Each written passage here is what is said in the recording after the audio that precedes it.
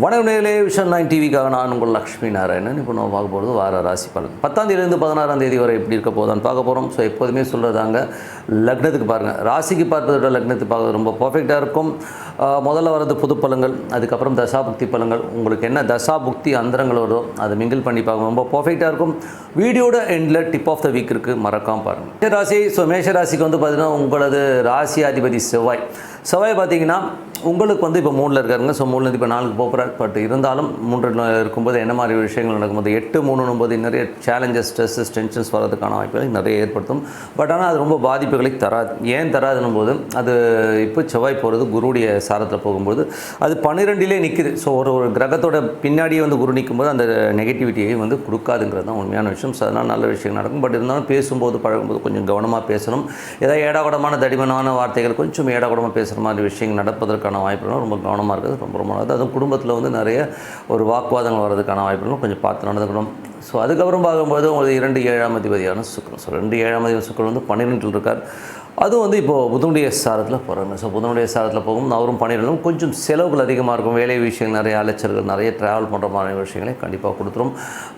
மற்றபடி வந்து பார்த்திங்கன்னா லாபங்களும் சுப நிகழ்ச்சிகள் சார்ந்த விஷயத்துக்காக நிறைய வந்து மெனக்கெட்டு அலையிற மாதிரி விஷயங்களை நிறைய ஏற்படுத்தும். ஸோ மற்றபடி வந்து எல்லாமே சிறப்பு தான். அதுக்கப்புறம் பார்க்கும்போது உங்களுடைய, ஏன்னா இதில் வந்து 3, 6 சில நேரங்களில் வந்து கணவன் மனைவிக்கு நடுவிலே வந்து சின்ன சின்ன சந்தேகங்கள் வருவதற்கான வாய்ப்புகளும் இருக்குது. ஸோ அதனால் கொஞ்சம் கேர்ஃபுல்லாக இருந்துக்கோங்க.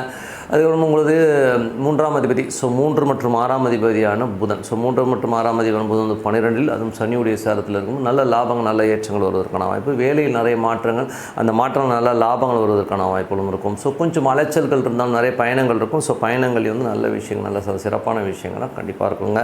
4ஆம் அதிபதியான சந்திரன். ஸோ 4ஆம் அதிபதியான சந்திரன் சிறப்பான பலன்களை கண்டிப்பாக கொடுத்துருவாங்க. வீடு, சொத்துக்கு சார்ந்த விஷயங்கள் ரொம்ப சிறப்பாக இருக்கும். அதுவும் பார்த்திங்கன்னா அடுத்தடுத்த லெவலுக்கு போகிறதுக்கான வாய்ப்புகளை எல்லாம் கண்டிப்பாக ஏற்படுத்தும். ஸோ அது வந்து ரொம்ப சிறப்பான விஷயங்கள். ஸோ அதுக்கப்புறம் பார்க்கும்போது உங்களுக்கு 5ஆம் அதிபதியான சூரியன். ஸோ 5ஆம் அதிபதியான சூரியன் பார்த்திங்கன்னா உங்களுக்கு வந்து இப்போ 11ல் வராங்க. ஸோ 11ல் வரும்போது நல்ல லாபங்களை அள்ளி தரதுக்கான வாய்ப்புகள் ரொம்ப நல்லா இருக்குது. அது 11ல் உள்ள சூரியன் பார்த்திங்கன்னா இப்போ வந்து சனியுடைய கூட இருக்கும்போது மூத்த சகோதரருக்கும் உங்களுக்கும் நிறைய வந்து ஒரு கிளாஷஸோ, நிறைய வாக்குவாதங்கள், லாபம் சம்மந்தமான விஷயங்கள், ஒரு வாக்குவாதங்கள் வர்றதுக்கான வாய்ப்புகளை கண்டிப்பாக கொடுக்கும். குழந்தைகளும் வந்து கொஞ்சம் வந்து நம்ம எமோட் பண்ணுறதுக்கான வாய்ப்புகளும் கொஞ்சம் கவனமாக இருக்கிறது ரொம்ப நல்லது.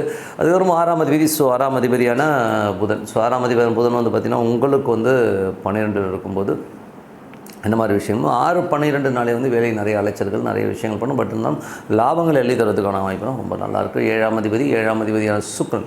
7ஆம் அதிபதி சுக்கிரன் வந்து 12ல் இருக்கும்போது சுப நிகழ்ச்சிகளுக்கான விரயங்கள் ஏற்படுவதற்கான வாய்ப்புகள் நிறைய இருக்குது. ஸோ சில நேரங்கள் வந்து ஐயோ என்னடா அது ஒரு மாதிரி ஸ்ட்ரெஸ்டாக இருக்கிற மாதிரியான விஷயங்களை கண்டிப்பாக ஏற்படுத்தும். ஸோ வேலையில் நல்ல ஏற்றம், நல்ல லாபம் இருக்கும். நல்ல லாபம், சந்தோஷமாக இருப்பீங்க. அதில் எந்த மாற்றமும் இல்லை.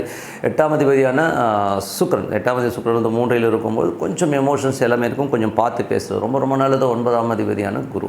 ஸோ 9ஆம் அதிபதியான குரு வந்து பார்த்திங்கன்னா உங்களுக்கு வந்து 2ல் இருக்கார். ஸோ நல்ல வெளிநாடு சார்ந்த விஷயங்கள், அப்பா அம்மா சம்மந்தமான விஷயங்கள், நல்ல லாபங்கள் வர்றதுக்கான வாய்ப்புலாம் ரொம்ப நல்லா இருக்குது.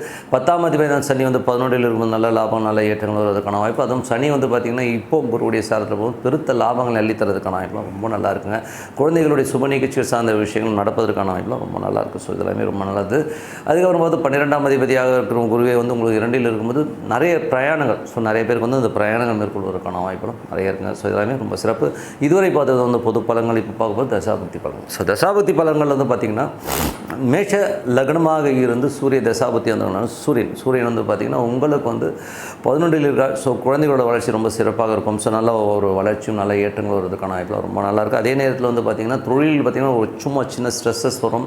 அது மட்டும் இல்லாமல் குழந்தைகளிடம் சின்ன தர்க்கங்கள் ஏற்படுவதற்கான அதை மட்டும் கொஞ்சம் கேர்ஃபுல்லாக பார்த்து நல்லது. ஏன்னா அது சனி சூரியன் ஒரு இணைவு இருக்கும்போது அந்த மாதிரி எமோஷன்ஸை கண்டிப்பாக கொடுத்துரும்.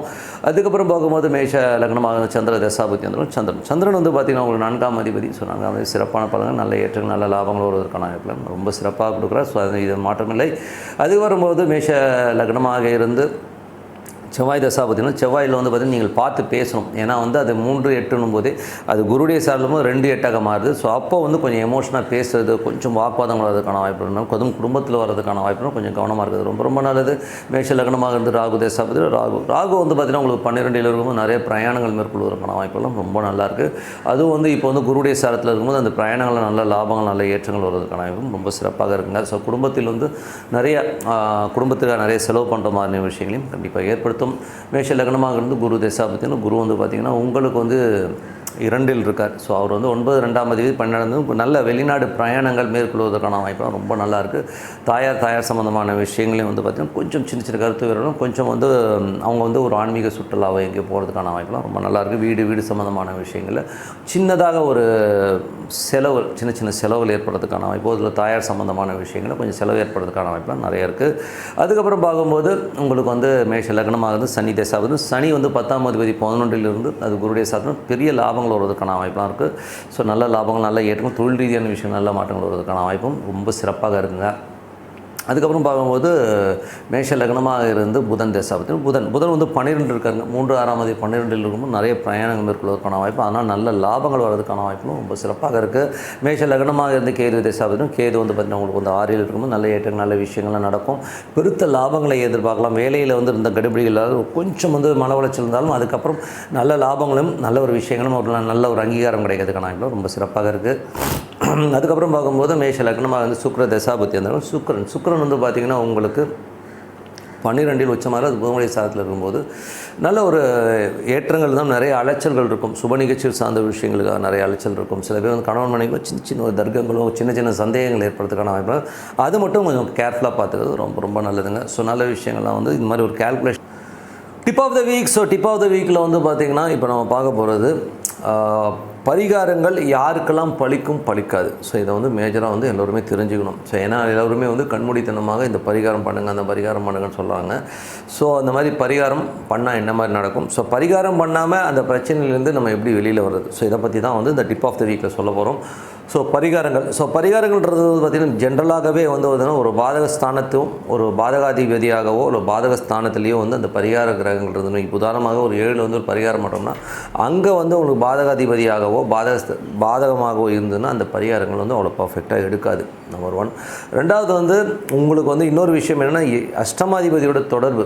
எந்த பரிகாரத்தும் இப்போ சப்போஸ் வந்து ஒரு 7ஆம் இடத்துக்கு வந்து ஒரு பரிகாரம் பண்ணுறீங்க, அந்த 7ல் வந்து அஷ்டமாதிபதி இருக்காருன்னா அந்த 7க்குரிய அந்த பரிகாரத்தை நீங்கள் பண்ணிங்கன்னா அந்த பரிகாரம் பலிக்காது.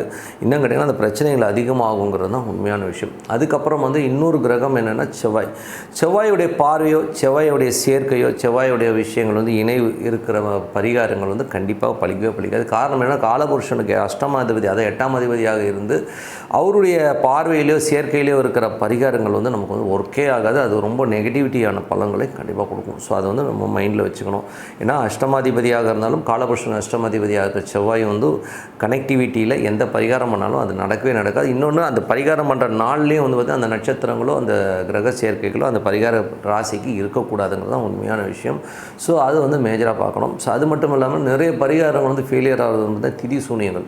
சில திதி சூனிய நாட்களில் இவங்களுக்கு திதி சூனியம் இருக்கிற ராசிகளில் வந்து ஒரு லக்னமோ சந்திரனோ போகிற அந்த காலகட்டங்களில் நம்ம அந்த பரிகாரங்கள் பண்ணும்போது நமக்கு வந்து அந்த பரிகாரம் வேலை செய்யாது. ஸோ அதனால் வந்து இதை வந்து கொஞ்சம் மைண்டில் வச்சுக்கோங்க. எந்த பரிகாரம் வந்து பார்த்திங்கன்னா ஒரு இது வந்து நம்ம ஏன் இது பலிக்காது, அப்போ நான் வந்து வெளியில் வரவே முடியாதா அப்படின்னு நீங்கள் கேட்குறது புரியுது. பட் வர முடியாதுன்னு இல்லை, பட் இது வந்து அனுபவிச்சு கழிக்க வேண்டிய கர்மாங்கிறத வந்து மைண்டில் வச்சுக்கோங்க. ஏன்னா வந்து சிலதுக்கு பரிகாரம் இல்லை. 70% விஷயங்களுக்கு வந்து பரிகாரம் கிடையாது. ஏன்னா வந்து எப்படியாச்சும் இந்த கனெக்டிவிட்டியில் வந்து உட்காந்துரும். ஓகேங்களா? ஸோ அந்த அப்படி இருக்கும்போது நம்ம என்ன பண்ணலாம் அப்படின்னும்போது என்னை பொறுத்தவரை ஒரு பிரார்த்தனை. ஸோ இறைவன்ட்டு வந்து பிரார்த்தனை பண்ணலாம். ஸோ மனதார வந்து இறைவனை பிரார்த்தனை பண்ணி மற்றவங்களுக்கு அன்னதானம் பண்ணுறதோ மனதார வந்து ஒரு இறைவனுக்கு வந்து ஒரு பிரார்த்தனை வச்சுட்டு வந்தீங்கன்னா கண்டிப்பாக வந்து அதுக்கான ரிலீஃப் அந்த விஷயத்தில் தான் கிடைக்க முடியும். நான் பரிகாரங்கிறது வந்து பார்த்திங்கன்னா ஒரு மெடிசன் எடுக்கிற மாதிரி. ஸோ அந்த மெடிசன் எடுத்திங்கன்னா என்ன ஆகும், அது சைடு எஃபெக்ட் கொடுக்கும்ன்றதை நீங்கள் மைண்டில் வச்சுக்கோங்க. ஸோ இந்த மாதிரி விஷயங்கள் இருந்ததுன்னா இந்த பரிகாரம் ஒர்க் ஆகாது. அதே இந்த பிரார்த்தனைகள் வந்து இறைவன். ஸோ இறைவன்கிட்ட வந்து நம்ம முழுசாக ஒப்படைச்சு நம்ம வந்து இறைவனை சரணாகதி அடைஞ்சு எனக்கு வந்து நல்ல வழி காட்டுங்கிறத வந்து நம்ம பண்ணும்போது கண்டிப்பாக எப்பேற்பட்ட பிரச்சனைக்கும் ஒரு தீர்வு கிடைக்கும், ஒரு வழி கிடைக்குங்கிறது தான் உண்மையான விஷயம். ஸோ எல்லோருக்குமே வந்து அது ஒரு என்ன சொல்கிறது, இதை வந்து நீங்கள் பண்ணி பாருங்கள். ஏன்னா என்னை பொறுத்தவரை நான் நிறைய பேர் சஜஸ்ட் பண்ணுறதுன்னு பிரார்த்தனை தான் சொல்லுவேன். பரிகாரத்தை விட நீங்கள் பிரார்த்தனை பண்ணுங்கள். மனதார இறைவனை பிரார்த்தனை பண்ண அதுக்கான தீர்வு வந்து நம்ம கூடவே வந்து ஒருத்தன் வந்து நமக்கு வந்து கிளியர் பண்ணி கொடுக்கறதான் நம்ம வந்து கண்ணெதிர்க்க பார்க்க முடியும். ஸோ அதனால் வந்து பிரார்த்தனை பண்ணுங்கள். பரிகாரம் இருக்குது, சிம்பிளான நிறைய சின்ன பரிகாரங்கள் இருந்தாலும் இந்த தொடர்பு அஷ்டமாதிபதி 8ஆம் அதிபதி தொடர்பு இருந்தால் அந்த பரிகாரம் வேலை செய்யாது. திதிசூனியம் கனெக்டிவிட்டியான அது உங்களுக்கு திதிசூனிய ராசிகளில் நீங்கள் பரிகாரம் பண்ணும்போது அந்த பரிகாரங்கள் பலிக்காது. ஸோ அதுக்கு ரொம்ப பர்ஃபெக்டாக பார்த்துக்கணும்.